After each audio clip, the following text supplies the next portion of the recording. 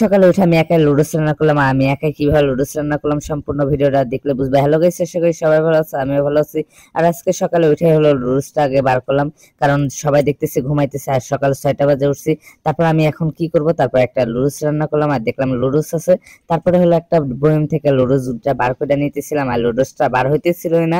তারপর অবশেষে লুডোসটা বার করলাম। তারপর এখানে আমি একটা আগে কয়রা বার করব, তারপর কয়রাতে পানি দিব, দেওয়ার পরে হলো তারপরে একটু পরেই হলো আমি নামাই নেব।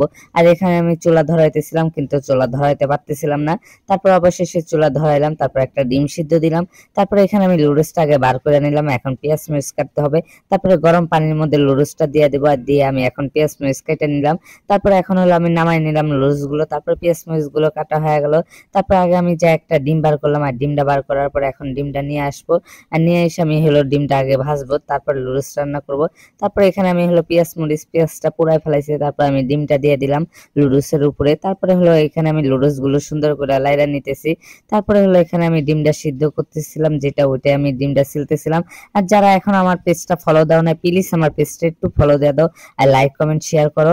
তারপরে এখানে আমি হলো লুডোস গুলো সুন্দর করে রান্না করে নিলাম। তারপরে আমি বাটিতে ঢাইলা নিলাম। তারপরে এখানে আমি বৈশাখ খাইতেছিলাম আর তখন বাজে 7টা। তোমরা পেজটা ফলো দাও প্লিজ। আজকে এই পর্যন্ত।